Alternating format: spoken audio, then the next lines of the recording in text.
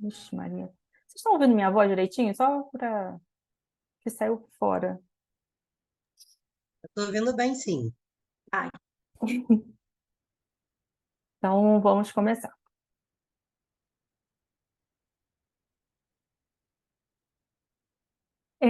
Boa tarde.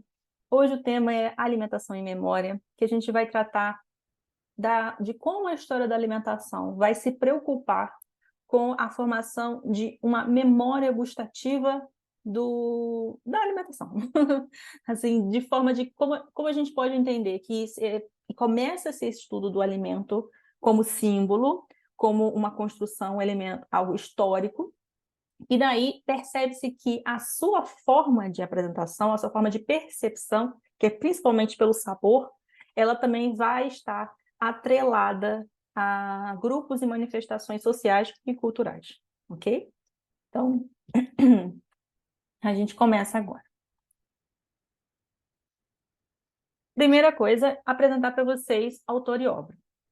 Esse artigo que eu trouxe para vocês, A Alimentação e Seu Lugar na História, Os Tempos da Memória Gustativa, foi escrito pelo historiador Carlos Roberto Antunes dos Santos, ele já faleceu. Ele era de História do Brasil, da Universidade Federal do Paraná, foi até reitor dessa universidade, e é um dos pioneiros no estudo da história da alimentação aqui no Brasil.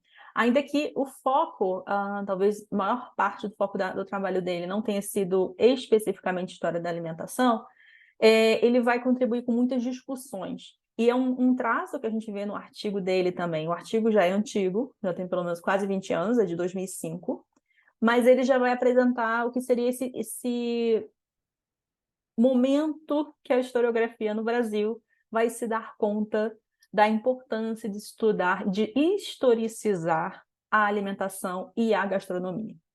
O que seria isso, historicizar a alimentação e a gastronomia? É botar ela como um elemento histórico, ou seja, considerar a alimentação não apenas como uma manifestação puramente cultural, mas algo que a gente pode criticar, a gente pode analisar criticamente, que a gente pode contrastar com outras culturas, mas não no sentido de, lembra que a gente falou sujo e puro, conhecido, estranho, não nesse sentido, mas pensando como determinado grupo vai ter um certo paladar que tem muito a ver com o local de onde aquele grupo vem, as trocas comerciais daquele grupo e, de certa forma, também tendências culturais que vão, às vezes, estar...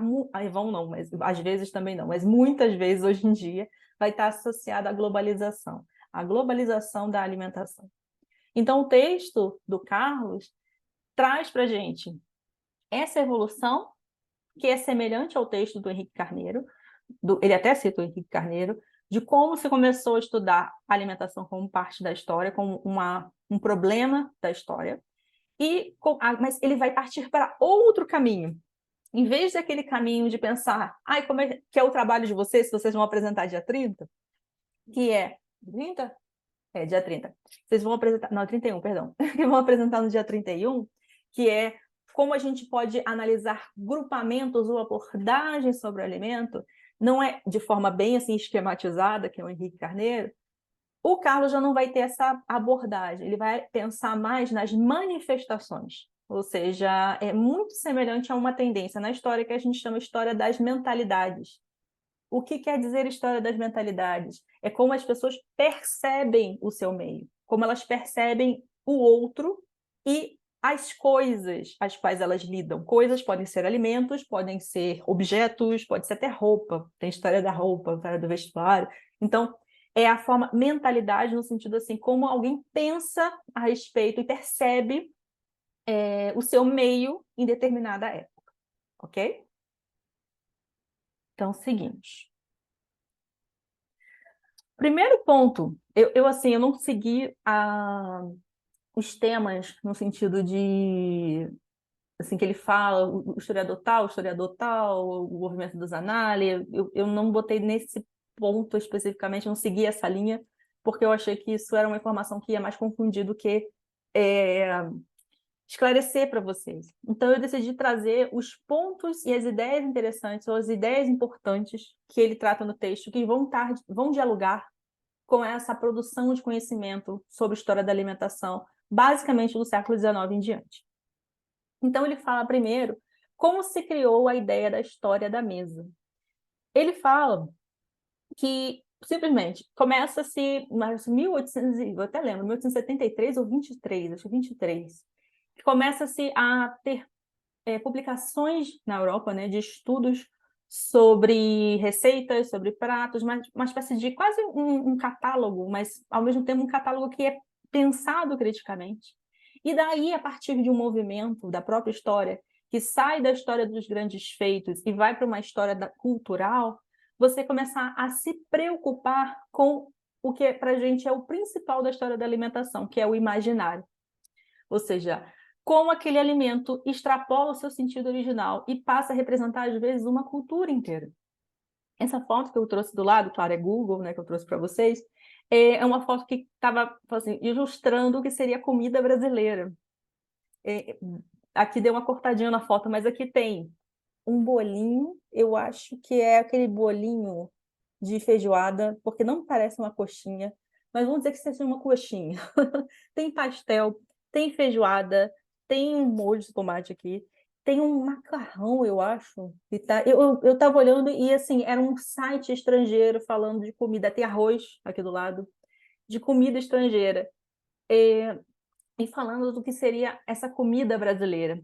E eu trouxe essa foto, tem até um pimentão aqui que a gente usa, né? Mas é algo assim, não é tão característico da nossa alimentação. Mas eu trouxe essa foto exatamente para a gente pensar isso. Como um alimento ele passa a representar uma identidade cultural. A feijoada, sim, mas pense... A feijoada, sim, é um alimento muito marcante para o Brasil no exterior, mas é tanto a feijoada quanto, sei lá, o pastel que está aí, um pastel de forno, né? Não é nem um pastel de feira que está aí. Como a gente pode pensar assim, não como, mas será que o Brasil todo come essa comida? Será que essa comida realmente é um símbolo do Brasil? Depois, gente, que aqui está quente. Tá querendo ter tempestade, mas até agora nada. Então, esse é um exemplo, essa foto que eu trouxe para vocês, para a gente pensar como certos alimentos ganham status de símbolos nacionais ou símbolos culturais, no caso do Brasil, e eles têm muito mais a ver com o imaginário desse alimento do que a realidade desse alimento.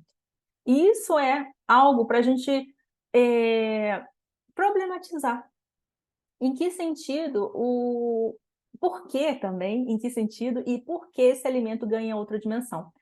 Eu acho que a Natália, no dia 27 de novembro, vai dar a segunda aula dela sobre o restaurante no Rio de Janeiro. Eu acho que você fala de feijoada nesse dia, não fala, Natália?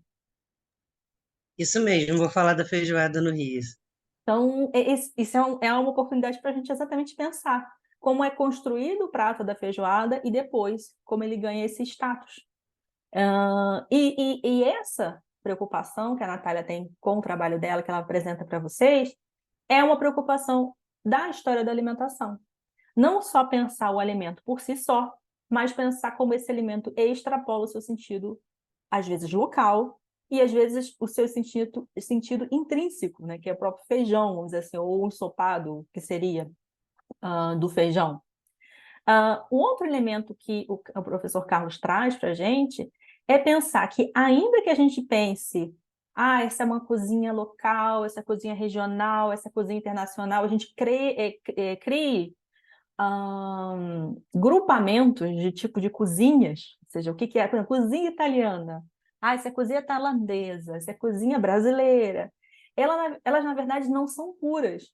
Sim, às vezes eu penso que para mim isso é meio óbvio. Não, é claro que não são puras, mas para muita gente talvez não seja tão óbvio. Pensar que essas cozinhas, elas são resultado de uma miscigenação cultural. Seja uma miscigenação cultural no sentido das trocas comerciais que estão acontecendo aí, ou pela vinda de povos diferentes que habitam o mesmo local. E às vezes, aí entra também a questão da feijoada. Como certas miscigenações são construções posteriores e não reais aquele prato. Ou seja, como muitas vezes a comida ela também vai ser usada como símbolo de discursos políticos, identitários, locais. Não sei se vocês viram, acho que faz pouco tempo, eu acho que faz muito pouco tempo, porque assim, eu não consigo ver o MasterChef porque me dá aflição gente competindo com comida. Para mim, comida é amor, sabe? Não é comida, não é competição.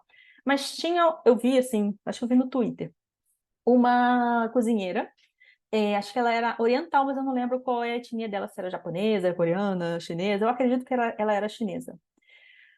Que ela apresentou um prato oriental com macarrão. E o jurado falou, mas é comida oriental? Tipo, e ela teve que explicar para ele que o macarrão é de origem oriental. Ou seja, isso demonstra muito exatamente essa miscigenação cultural que às vezes é naturalizada dos pratos. Muitas pessoas consideram o macarrão um prato italiano, e quando ele originalmente não era italiano. E quebrar com esse paradigma, ou seja, quebrar com essa expectativa do prato, é algo, na verdade, que enriquece a nossa experiência com o alimento. Mas, claro, no MasterChef parece que os jurados só estão a fim de queimar, acabar com o seu psicológico, né? Alguém mandou uma mensagem, deixa eu ver aqui. Ana Beatriz, boa tarde. Eu vou botar aqui depois. Vamos ver quantas pessoas vêm? Deixa eu ver quantas pessoas tem aqui. Já tem 20. Opa, se continuarem 20, eu vou mandar a lista de presença, que aí fica mais fácil e todo mundo anota o nome. A Caroline. Tá bom, gente, eu vou mandar a lista de presença, estou esperando juntar 20 pessoas para mandar a lista, senão eu ia anotar só o nome das pessoas que estavam aqui. No final da aula eu vou mandar a lista, então fiquem até o final, que eu vou mandar para vocês assinarem. Então, voltando. Isso que o professor Carlos fala é importante para a gente pensar. Como que quando a gente estuda a história da mesa, ou seja, os pratos colocam à mesa, a gente tem que pensar como aquele prato extrapola o seu sentido original muitas vezes, ou o próprio elemento em si, como ele vai ganhar outras concepções, outras percepções, outras representações, e também como, às vezes, dependendo do prato, ele vai estabelecer uma relação social diferente com os grupos. Isso a gente vai ver num texto, a gente vai ver no texto, vai ver no texto da História da Cozinha, que é do Montanari, que é exatamente como um prato, ele simplesmente, dependendo do prato, escargot, não é qualquer pessoa que come escargot. Então, a própria presença desse prato já demonstra qual é o padrão, o nível de sociabilidade de determinado grupo. Então, a história da mesa, ela vai se preocupar com isso. Um exemplo, o próprio trabalho que vocês fizeram, que vocês me mandaram escrito, e depois vocês vão apresentar. A receita da Dona Maria tem ingredientes e elementos que somente um grupo abastado teria acesso. Então, aquilo já demonstra o quê? A forma de sociabilidade de acordo com o alimento disponível, o alimento da mesa, que está disponível à mesa. E no sentido da cozinha local, regional e internacional, que eu estava comentando, como certos alimentos a gente considera parte de uma cozinha e, na verdade, eles vêm de outras origens. Eles tiveram uma reelaboração, mas pelo senso comum, macarrão é italiano e não chinês, como o exemplo que eu dei. Ok? Então, essas são as preocupações para se pensar a história da mesa.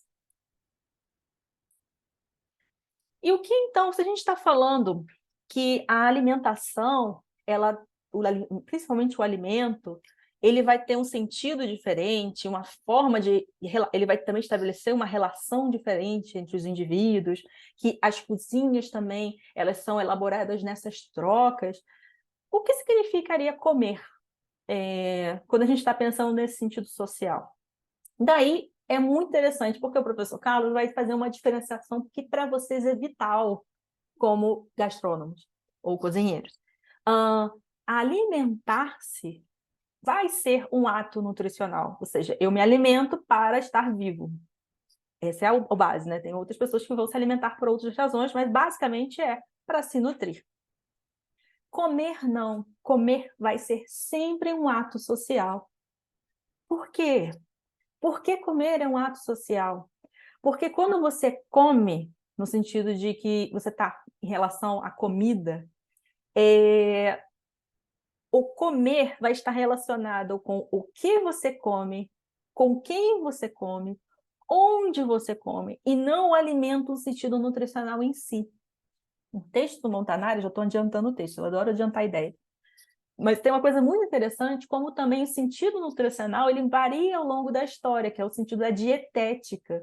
Eu até compartilhei recentemente no meu Facebook, eu ainda uso Facebook, mas um sentido de como combinar certos frutos, nozes, né? Eu não sei como é que seria outro nome, tipo nozes, castanhas, e queijos.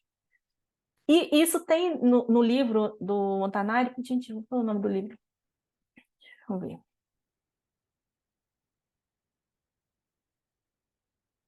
Da informação completa.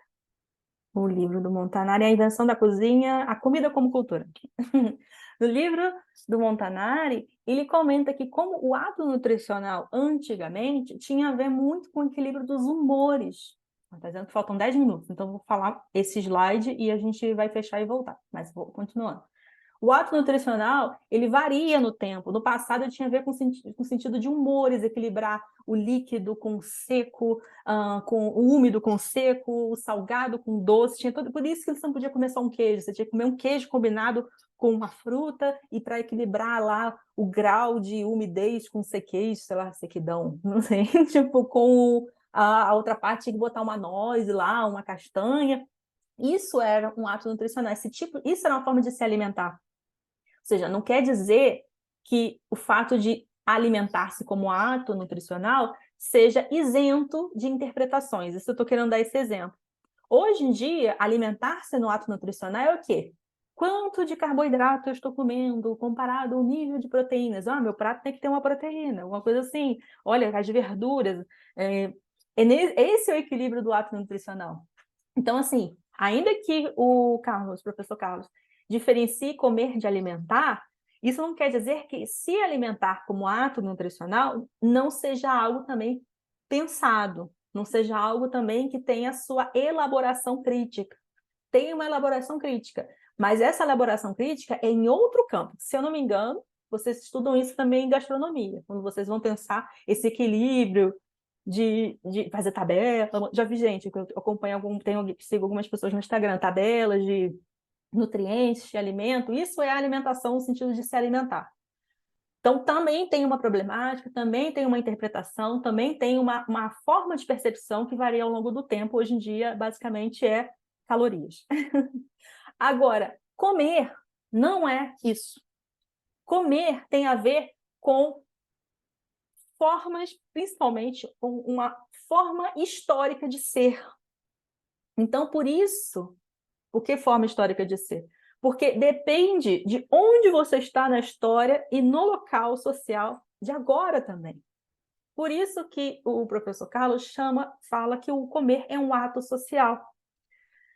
Dependendo de onde você está na história, esse ato de comer ele vai representar, não, dependendo não, mas todo lugar que estiver na história, na verdade, esse ato de comer vai representar se você é pobre ou se você é rico. Se você é uma pessoa que tem condições de ascender ou se você não tem condições de ascender socialmente. E tanto comer é algo importante para te estabelecer o seu local social e te colocar como um agente da sociedade, que há uma relação direta entre crise alimentar com crise política. Um exemplo que tem sido espalhado na internet, mas eu ainda não verifiquei a 100% a fidedignidade disso, é que uma das razões para ter acelerado o ataque do Hamas a Israel foi o Israel concretando o abastecimento de água na cidade. A água não seria necessariamente um alimento, mas é. Então, tipo, o acesso à água potável, é um direito humano, desde que a gente estabeleceu a ideia de direitos humanos a partir do século XVIII. O fato de existirem pessoas passando fome na guerra, sem água, sem comida, sem entrada de eletricidade. A comida e a eletricidade é um problema sério, especialmente para hospitais. Mas isso gera principalmente um apelo muito maior político, o fato das pessoas estarem vedadas de receber o mínimo para a sua sobrevivência. Então, muitas vezes, você tem um outro exemplo também, que é a respeito da Cisjordânia. Uma das razões de Israel, eu estou falando muito de Israel porque depois que começou a guerra eu só vivo disso agora, mas todo mundo só fica me perguntando sobre isso. Mas, assim, a respeito da Cisjordânia, por exemplo, um dos motivos de Israel invadir cada vez mais territórios na Cisjordânia e não, tipo, literalmente não estar nem aí para o fato da Cisjordânia que deveria ser parte do Estado palestino e continuar desrespeitando as fronteiras de 48, é porque a Cisjordânia é rica em água também. Não só gás, petróleo, não é só gás e petróleo que manda ali no Oriente. A água cada vez está sendo mais importante. Então, isso é um exemplo. Outro exemplo que a gente já trouxe aqui para vocês é quando na Irlanda começa a substituir a batata, quer dizer, botar a batata no lugar do pão. Isso também gera uma crise política. Quantas crises políticas? A própria Revolução Francesa, havia uma grande questão de fome. A história legou adiante dizendo que um dos comentários de Maria Antonieta foi: eles não têm pão que comam brioches. Então, muitas das tensões sociais têm a ver, primeiro, começa às vezes, muitas vezes, com uma privação alimentar. E essa privação alimentar geralmente é consequência de uma privação política. Então, esse comer, que você ter acesso à água, você ter acesso a alimentos, diz muito do seu local social, o que acontece, onde você está nesse mundo. E passando mais um pouco disso, tirando a parte no sentido estritamente político, o professor Carlos ele vai comentar que a literatura e a arte, ela que lega para a gente também essas diferenciações do comer entre esses grupos sociais. Tanto que há uma diferença entre uma gastronomia popular e uma gastronomia erudita. Ou seja, uma gastronomia que a gente tem acesso indiretamente por meio das obras. Por acaso alguém fez alguma obra que vai ilustrar um camponês comendo, mas livros e livros de receitas, como a própria receita da Dona Maria, que vão legar para a gente como os ricos comiam. Então, ainda a cozinha, na verdade, ela é retratada pela arte, mas ela por si só também é um exemplo de arte para o professor Carlos, e ele coloca em relação aos outros autores também. Por quê? Se a gente está pensando que, historicamente, pela arte que a gente entende, a gente conhece essas cozinhas diferentes, a gente também percebe que a cozinha é uma forma também de retratar a forma como determinado grupo entende e aprecia certos sabores. Então, eu até coloquei no sentido pictórico, eu tirei o pictórico, porque não é no sentido de imagem, mas é quase isso. Quando você tem acesso ao sabor de uma comida, é quase como se fosse a transladação da percepção de determinado grupo étnico ou social sobre o alimento pelo paladar. O tempo está acabando, eu preciso devagar um pouco mais. Então, eu vou terminar aqui o vídeo e a gente volta pelo mesmo link. Ui, meu Deus. Não está funcionando. Funciona, moço? Ai, o tempo está acabando. Agora foi. Então, vamos continuar aqui. Alimentar, autonutricional, comer, ato social. Comer tem a ver com o seu papel social e, muitas vezes, falta de alimentos correspondem a crises políticas. Tanto comer é um ato social que o comer, que a gente tem acesso historicamente, é um comer que vem retratado por meio da arte. Seja arte literária, seja arte artística no sentido de pintura, até música, alguma coisa assim. Mas que demonstram muito mais uma prevalência de uma gastronomia erudita, essa amplamente registrada, como a gente viu no livro de receitas, diferentemente de uma gastronomia popular que muitas vezes é indiretamente conhecida. Muitas vezes, até no livro naquele livro que a gente leu, da Marcela, mostrando que certos alimentos, quando são originalmente usados por pobres, eles são adaptados para uma cozinha rica, para não ter esse caráter da pobreza, vamos dizer assim, no sentido de essa associação com a pobreza. Logo, a gente percebendo como os alimentos também, nesse sentido do ato do comer, do ato da comida, ou seja, como tirando o ato só nutricional, como os alimentos, eles, novamente, extrapolam o seu sentido original e ganham outras representações de acordo com os grupos sociais. E aí, pensando nesse sentido da arte, como a gente estava comentando, da mesma forma que a literatura e a arte, no sentido pintura, música, canções, coisas assim, representam muitas vezes essa comida, essa forma, essa gastronomia do passado, a própria cozinha também é uma arte, porque ela vai retratar em forma de sabores o que é o paladar de um grupo, o que um grupo conhece e experiencia como uma comida saborosa, o que é comum daquele grupo. Me veio muito, quando eu estava preparando a aula de vocês, um vídeo, mas eu não achei, eu só achei vídeo de gente, que tem muita gente que faz isso, né, reagindo a vídeo, que fica o vídeo no fundo e tem uma pessoa nada a ver na frente, falando, nossa, sabe, eu não queria isso, eu queria um vídeo original, que era, por exemplo, um indiano fazendo comida com, sei lá, bota 2 quilos de páprica, não sei quantos quilos de pimenta, e você vê as crianças comendo, chega, quase sai lágrima dos olhos. Então, tipo, eu acho, né? Mas isso é uma interpretação minha. Mas como aquele alimento, para a gente seria intragável. Que é o quê? É a experiência do paladar. Essa cozinha indiana, essa cozinha ali, Bangladesh, e Iêmen também. Eu fiquei na casa de uma amiga iemenita, ela fez um macarrão para mim. Eu chorei para comer aquele macarrão, porque era pimenta pura, eu não sentia gosto de macarrão, eu só sentia gosto de pimenta. Eu nunca imaginei que ela ia fazer um macarrão apimentado, pimentado. Então, isso é a experiência dela, porque o sabor de um macarrão para ela, um macarrão, um pão, um copo de leite, eu acho também, não sei, tudo, a água, tem pimenta. Então, a experiência do sabor dela, a forma de cozinhar dela, é retratar o local social de onde ela vem. Novamente, por isso que comer é um ato social. Porque quando a gente prepara uma comida, quando a gente cozinha, a gente está demonstrando de onde a gente vem. A gente está demonstrando o espaço que a gente percebe o alimento e a gente se relaciona com o alimento e com as pessoas e com os elementos que estão naquele ambiente também. Por isso que o professor Carlos fala que cozinhar é uma arte, porque ela vai unir também elementos artísticos no sentido de intuição, sensibilidade, imaginação, criatividade, reconstruir certos alimentos, mas geralmente esse alimento vai estar muito associado ao ambiente que ele está sendo reproduzido.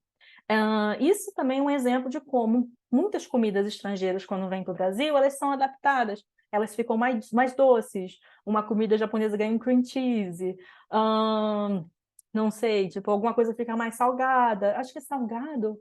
Alguém me falou uma vez numa aula, eu não sei se era que aqui era muito salgado ou era pouco salgada a comida. Eu não sei se a pessoa que está aqui que falou isso.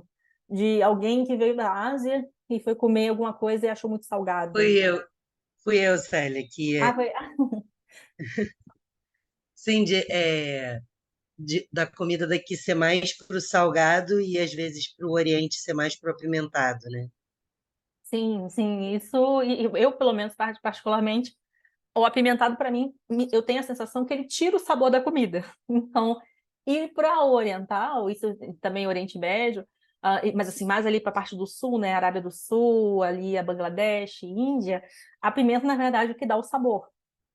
Então, isso é uma arte, é uma arte, ou seja, é uma forma de você reconstruir, por meio das suas percepções do local social onde você pertence, a forma que um alimento deve ser ingerido. Ou seja, não tem a ver com nutrição, porque aquele macarrão, tirando quem tem alergia a pimenta, tipo eu, que descobri isso depois de passar muito mal, mas assim, nutricionalmente, aquele alimento ele não é o caráter do nutricional que importa. O que importa é o seu caráter social, o seu caráter artístico, de certa forma, ou seja, como ele está representando uma cultura. Ok? Então, seguimos. E daí o professor Carlos vai comentar e essa percepção que a gente já tinha notado, mas aí ele coloca em palavras, que é o alimento é uma categoria histórica. O que seria uma categoria histórica? A gente pode pensar o alimento de acordo com as suas dinâmicas sociais. Outra categoria histórica, deixa eu pensar aqui. A sexualidade, eu trabalho com sexualidade. Sexualidade é uma categoria histórica, porque a sexualidade vai ser entendida e também expressada de acordo com época e lugar, local, ou seja, de acordo com as suas dinâmicas sociais. Então, o alimento ele não é neutro, não tem como um alimento ser neutro. Vocês, como gastrônomos, e eu cozinheiros, eu tenho que usar os dois agora que eu descobri que os gastrônomos voltaram, o termo está voltando a ser usado. Vocês, quando reelaborarem um alimento, vocês vão ter que pensar nele também historicamente. Eu não estou dizendo que vocês vão pensar talvez muito conscientemente sobre isso, mas quanto mais envolvidos simbolicamente com o alimento, mais vocês vão conseguir trabalhar a forma de reelaborar pratos ou reelaborar experiências, se vocês trabalharem com o gourmet. Então, não pensar, eu só estou pensando só uma salsinha, isso aqui, esse pratinho, esse alface, não pensar o alimento por si só, mas extrapolar o sentido dele. Esse prato vai ser outra coisa. Ele não vai ser só sei lá, uma alface picadinha. Ele vai ser um repensar sobre um determinado tipo de salada. Assim, eu estou, claro, dando pitaco em uma área que não é minha, mas comentando, principalmente, vai ser pensar que o alimento ele tem um sentido de onde você está. E é importante você entender o sentido que aquele alimento tem, de acordo com a época e o lugar, para que você não seja, como é que eu vou dizer? Eu vou falar abatido pela história, mas não é no sentido de abatido pela história. É no sentido de que esse alimento ele não seja... Você perca a essência desse alimento quando você estiver trabalhando com ele.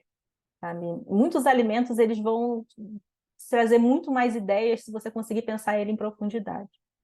Então, o professor Carlos, ele comenta que, pensando o alimento nas suas dinâmicas sociais, logo como uma categoria histórica, você percebe que a cozinha não é única num determinado tempo e local. Você vai ter vários tipos de cozinha, principalmente uma dicotomia ou numa oposição entre cozinha erudita e cozinha popular, ou gastronomia erudita e popular. Mas não é só essa. A gente tem hoje em dia exemplos também, por exemplo, o que é uma cozinha carioca, o que é uma cozinha mineira, o que é uma cozinha paraense, o que é uma cozinha potiguar. Então, você vai ter cozinhas que vão existir também nesse sentido mais amplo, que são cozinhas regionais, mas você também tem cozinhas no sentido micro, da microhistória, que é um elemento que também ele coloca, a cozinha da casa da sua avó, dizer assim, a cozinha do restaurante chique da rua. Então, o que ele fala que se demonstra no estudo da história é que a cozinha que vence, ou seja, que persiste, ou que persiste na história, ou que é rememorada, é lembrada, é uma cozinha que ela vai estar muito preocupada em olhar o alimento, ou seja, em perceber esse alimento para além dele próprio.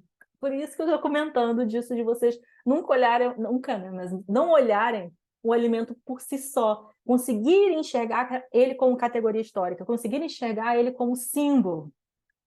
Então, essa cozinha que vai conseguir extrapolar o sentido per se, ou intrínseco, ou vazio, vou falar vazio, mas assim, no sentido, né, do alimento e pensar ele para além dele mesmo, é a cozinha que geralmente persiste.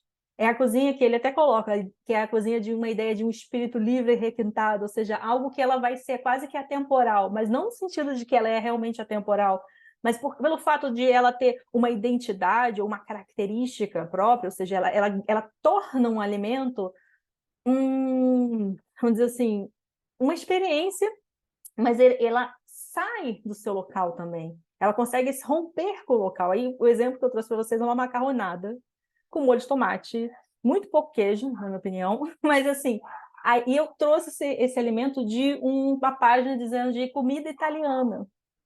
E aí eu pensei, essa macarronada, tirando a parte que tem pouco queijo, porque os italianos botam pouquíssimo queijo, mas seria aqui tem um manjericãozinho ali também, né? Vamos dizer assim. Ela seria hoje em dia só um patrimônio italiano? Ou ela conseguiu extrapolar esse sentido da Itália em si? Ou seja, ela conseguiu ser um alimento que conseguiu ter uma percepção e um olhar que nem coloca o macarrão, torna o macarrão italiano, mas esse prato, ele não é só italiano, ele é meio que no mundo inteiro você vai encontrar. Deu para entender o que estou querendo dizer? O que eu quero trazer com isso é o quê? Um alimento e uma culinária, uma cozinha, ela consegue se persistir no tempo quando ela consegue deixar de se ver como um alimento e passa a ser um símbolo, entende? E esse símbolo, ele, claro, a macarronada em muitos pontos ela está associada à Itália, mas é mais do que só a Itália.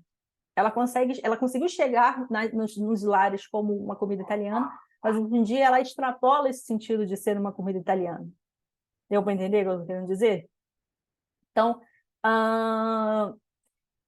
o que o Você professor diz Carlos... assim, Célia, desculpa interromper, Não, mas você quer dizer num sentido de se tornar uma comida internacional, assim?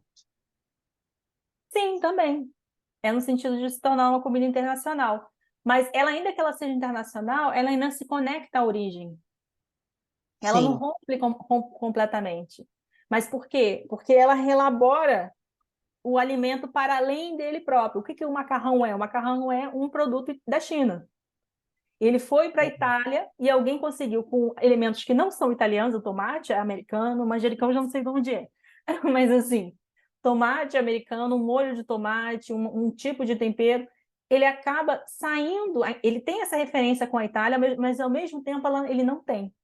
Então ele é e não é internacional, vamos dizer assim. Ele é internacional pelo sentido de que ele está em todo lugar, mas ele não é internacional no sentido de que as pessoas esqueceram dessa origem desse prato sendo da Itália, necessariamente. As pessoas, e até mesmo essa reelaboração do alimento ser da Itália é uma construção. Ou seja, porque originalmente ele não é da Itália. Nem o tomate é da Itália, nem o macarrão é da Itália. Mas ele conseguiu extrapolar e criar uma dinâmica social própria desse alimento. Entende? verdade, sim. Então, é nesse sentido, isso que o professor Carlos comenta, de que são as cozinhas que persistem, que vão para além da história.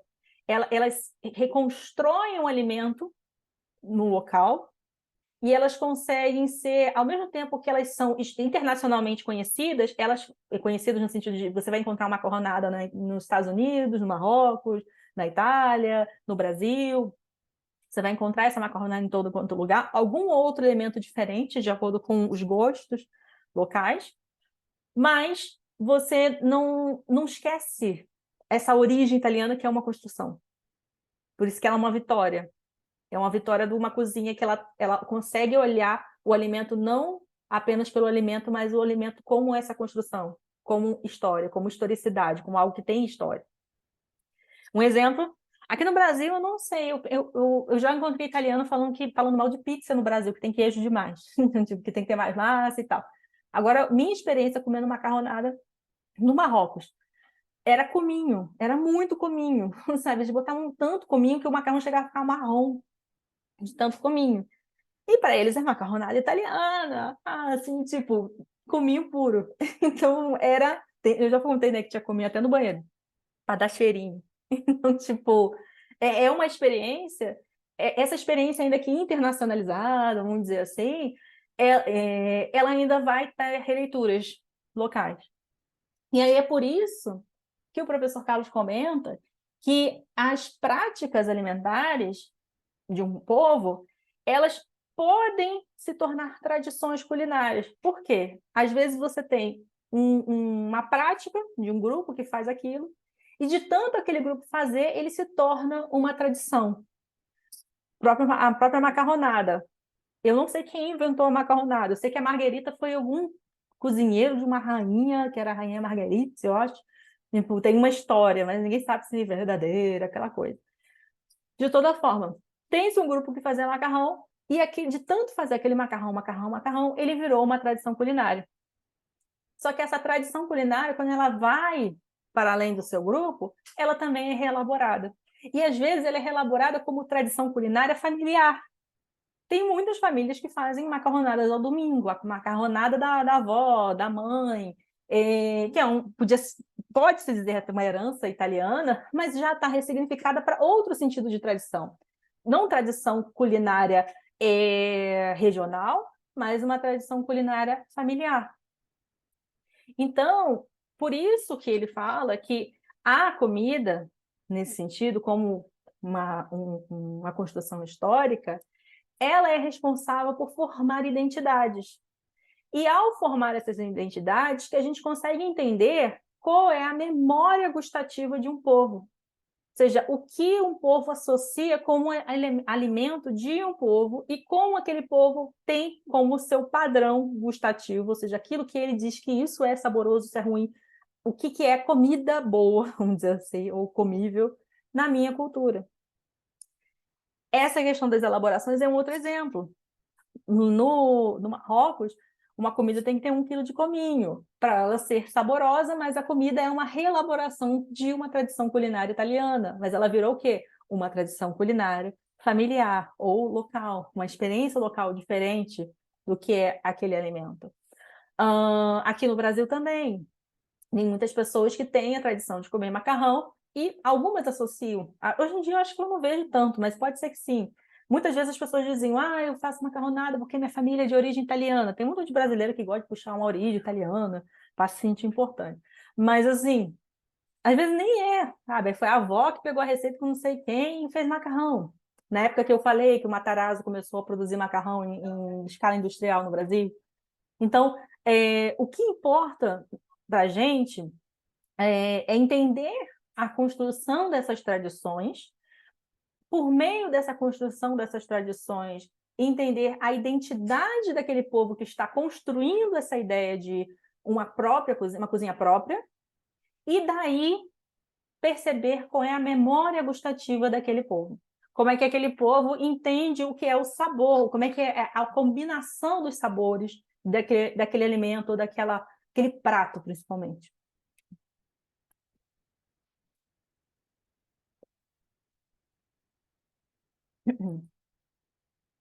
Então, por isso, o Montanari, não, o professor Carlos, fala que comer, ato social, comer também é cultura. Como está associado a você se inserir socialmente, ou você demonstrar quem você é socialmente, acaba que comer também demonstra qual é a cultura que você pertence. Ao mesmo tempo que demonstra como é a cultura que você pertence, ele citou uma autora, que é a Margaret Visser, dizendo que comer acaba sendo também uma necessidade cultural. O trabalho final a gente tem comer como cultura, se eu não me engano. Eu vou depois olhar, mas depois eu comento com vocês. Mas comer socialmente eu sei que tem. Mas a ideia é do quê? Comer é cultura, e para essa autora também comer é uma necessidade cultural. Por quê? Porque quando a gente come no nosso ambiente, quando a gente come um alimento com outros grupos, com a nossa família, a gente cria laços. E é a forma, muitas vezes, a gente se relacionar. Isso acho que desde sempre. Toda vez, geralmente, na maioria das vezes, quando a gente se encontra com pessoas, seja grupo de amigos, familiares, sempre tem um alimento. Até mesmo quando um alimento é um líquido, tipo cerveja, que é pão líquido, basicamente. Eu aprendi isso, que cerveja é pão líquido, eu nunca esqueci, porque realmente é. Então, todas as vezes que a gente, com raríssimas exceções, mas assim, a maioria das vezes que a gente se encontra, a gente tem uma relação de sociabilização, são relações que envolvem comida. Então, um encontro, um date, uma saída com os amigos, encontrar a família, um café da tarde, quem depois dos 35 anos a gente só faz café da tarde com as amigas. Então, tipo, você tem várias formas de se relacionar e normalmente elas passam pela comida. Por isso que seria uma necessidade cultural, porque você sabendo comer em público, você sabendo como se portar, isso vai dizer qual é o seu local e com quem você se relaciona. E também isso permite que você acesse grupos ou não. Uma pessoa que sabe se portar à mesa, ela tem mais chances, na verdade ela tem todas as chances de ser convidada para participar de outros grupos sociais mais elevados. Dá um exemplo horrível que está sendo gravado, por final. Um exemplo horrível. Quando eu era criança, eu estava com minha madrasta, que eu sempre falo que ela é bastante preconceituosa, e tinha tido hoje em dia eu não sei se ainda acontece isso, mas tinha tido tipo uma excursão das pessoas que moravam lá no fundo da favela. Eu não lembro qual era a favela, mas era uma favela da Zona Sul. Mas era uma favela aquela que o povo tá lá dentro mesmo, sabe? Que não descia para nada. Tinha tido uma excursão para levar esse povo para conhecer um shopping center. E as pessoas andando no shopping center assim, sabe, extremamente assim, chocadas, assim, que elas não conheciam. Isso, sei lá, na década de 90, início dos anos 2000, ou seja, há muito tempo atrás mesmo, não tinha internet, nessas coisas. E depois a excursão passou na televisão, né, que era uma forma de fazer com que as pessoas da favela conhecessem os espaços públicos no Rio de Janeiro. E aí essas pessoas pararam para comer na praça de alimentação, só que como ninguém tinha dinheiro, eles mesmo trouxeram seus lanchinhos, que era basicamente um pão com margarina, e um copo, sei lá, tinha café com leite, e eles comeram lá. A minha madrasta, eu odeio minha madrasta, mas assim, ela chegou e falou assim, ai que nojo, eles não sabem nem comer. E eu fiquei assim, naquele momento eu não entendi, primeiro que eu era criança, eu só achei triste, sabe, porque eu tenho muita pena também de gente comendo. Mas eu achei triste, assim, eu falei, mas eles não têm, como é que eles, como assim, tem que saber comer? Eu ainda era muito pequena, tinha 8, 9 anos, assim, mas assim, tipo, você tem que saber comer? Como assim? Não é só comer? Sei lá, tipo, eu fiquei meio chocada com isso, assim. Mas por que isso faz todo sentido num ambiente social, a gente parar para pensar. A praça de alimentação, se eu não me engano, era um shopping tipo Barra da Tijuca, que tinham levado, era um shopping grande de gente rica. Socialmente, aquele ambiente não era para as pessoas faveladas, mas favelado mesmo, não era favelado só porque eu moro ali na favela, não, eram pessoas que não conheciam, elas não realmente, assim, quando você via as pessoas comendo, você via que elas não sabiam o que seria etiqueta, sabe? Tipo, comer sem falar de boca cheia, como pegar o pão, como pegar o copo, tinha toda a sua forma de comer diferente do que a gente entende que seria o socialmente aceito. Então, por conta disso, elas estariam excluídas dessa sociabilidade. Isso não impediu que houvesse uma excursão para levá-las lá, e depois eu não tenho a menor ideia do que aconteceu, se as pessoas voltaram a sair, se elas aprenderam a comer de acordo com as normas sociais, mas isso demonstra como você vai ser aceito ou excluído de um grupo de acordo com a forma como você se porta à mesa. Claro que tinha gente que veio com a sua melhor roupa, mas isso não importa. A sua postura diria de onde você veio. Ela teria essa capacidade de dizer.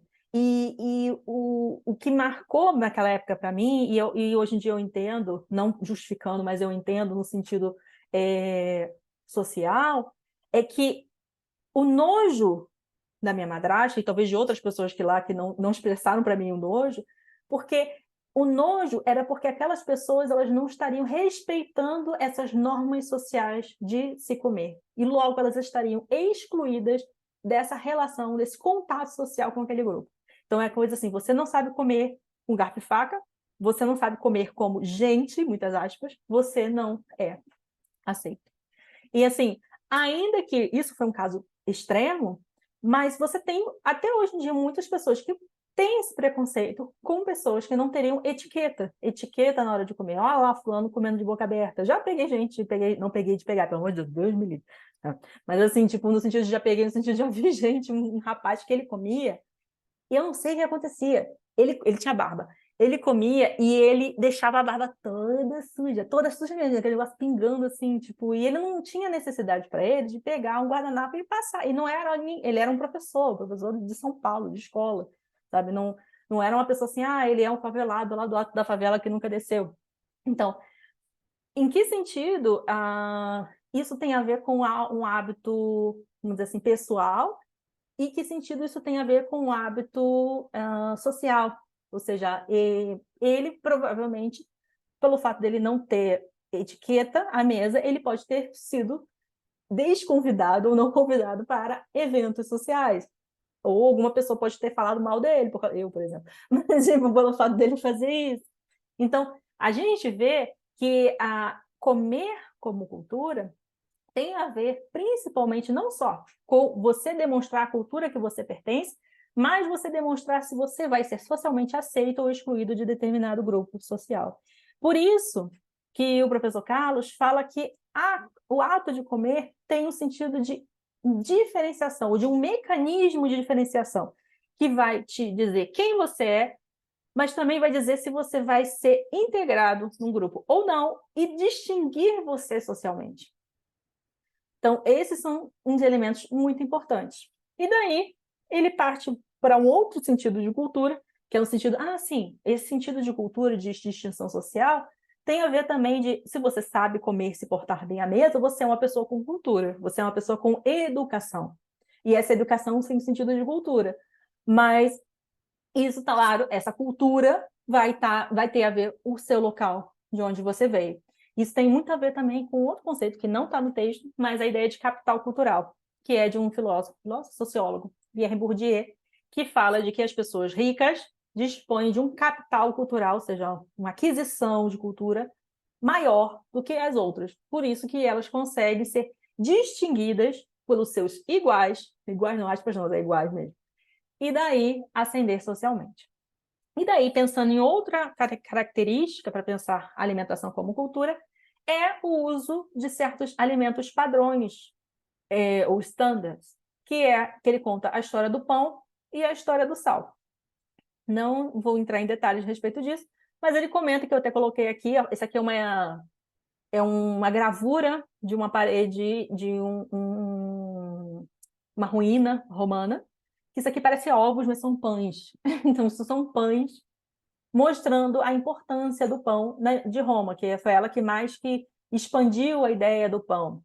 Tanto é que o pão era tão importante, para Roma, que um dos motivos de Roma ter caído foi porque Cartago, que era o grande celeiro de Roma, foi invadido pelos vândalos. A gente chama de vândalo não à toa, né? Então, e depois o Império Romano do Ocidente cai, e depois fica só o Império Romano do Oriente, que é Bizâncio. Então, o pão era muito importante. Arqueologicamente, uma coisa muito interessante que eu já falei para vocês de Pompeia, que também era uma cidade romana. Os restos mortais dos habitantes de Pompeia, eles tinham os dentes lindos, não tinha uma cárie, todos com todos os dentinhos. Isso tinha a ver porque eles não comiam açúcar, ou seja, estava com os dentes, não tinha cárie, essas coisas, mas os dentes tinham pequenas fraturas em todos os dentes. Por quê? Porque o pão era altamente difundido como alimento. Para fazer o pão, se moía, né, os grãos no moinho de pedra. E às vezes pedras saíam no pão. E aí as pessoas iam comer o pão feliz e contente e comiam a pedra. E quebrava o dente. Que triste na antiguidade o que fazer, ficar com o dente quebrado. Mas ao mesmo tempo eles não sofriam de cárie. E o sal, que ele comenta como o sal. Foi nesse texto, não sei se eu estou confundindo com outro texto. Mas o sal já foi usado como moeda de troca.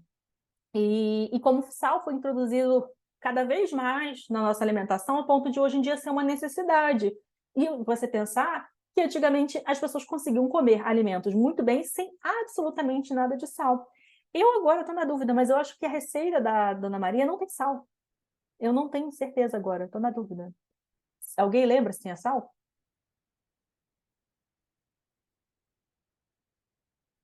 Se ninguém sabe, é porque não tem.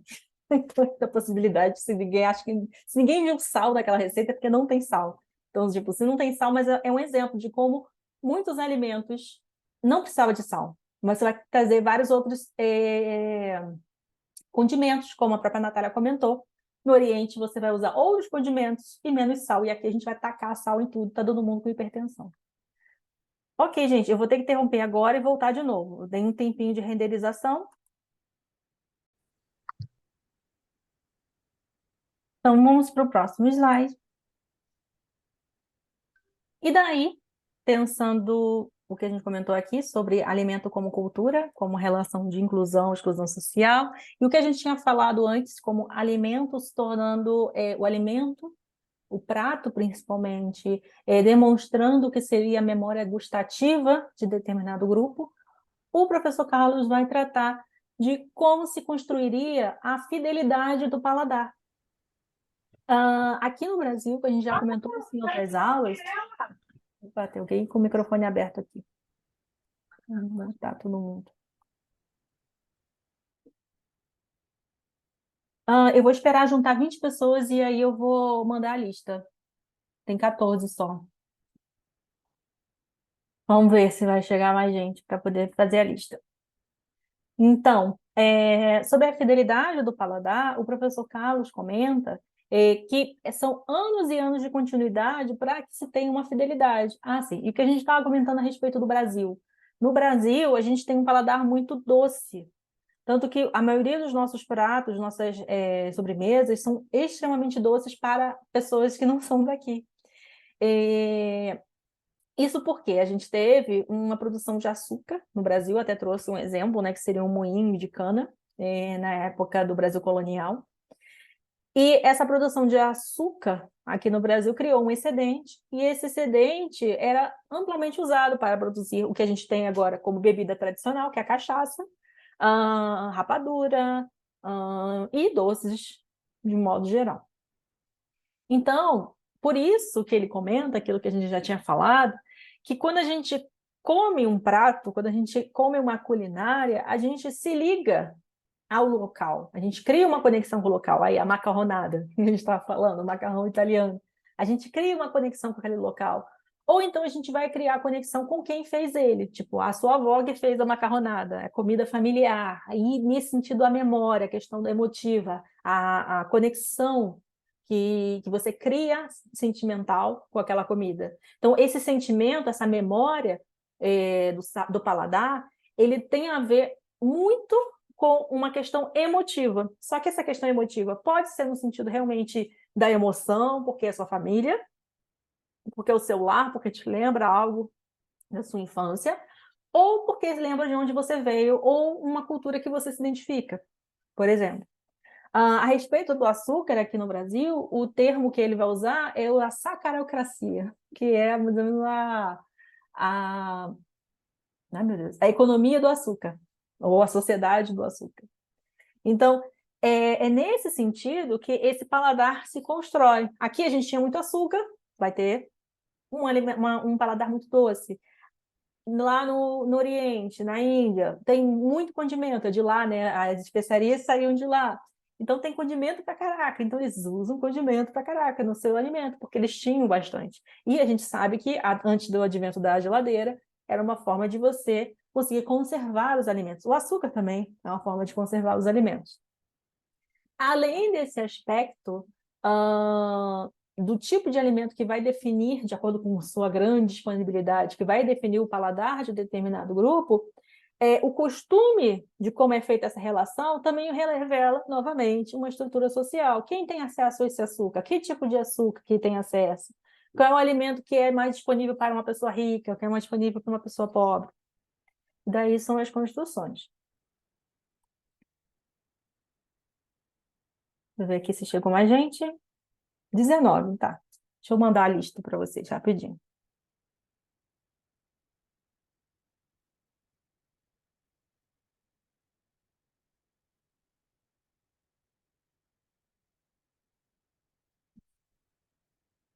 Deu problema.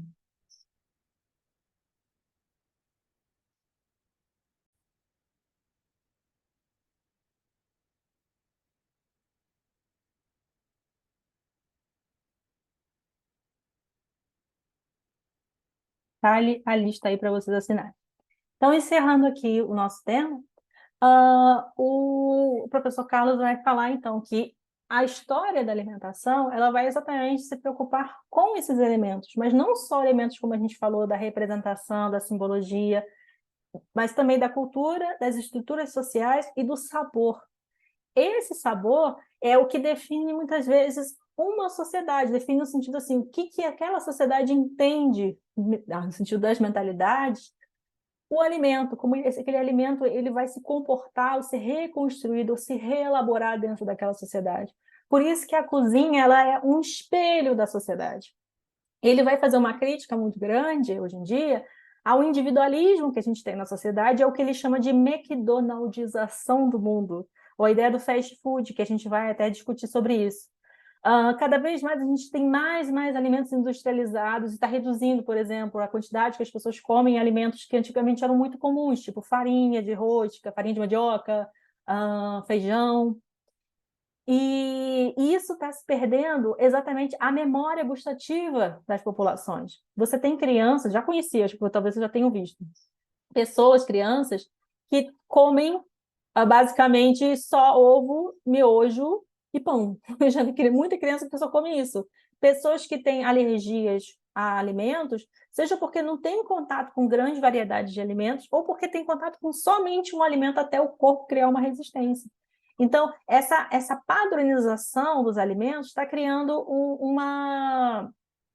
está criando a perda, né? Uma grande perda da diversidade alimentar e também dessa memória que a gente tem do sabor.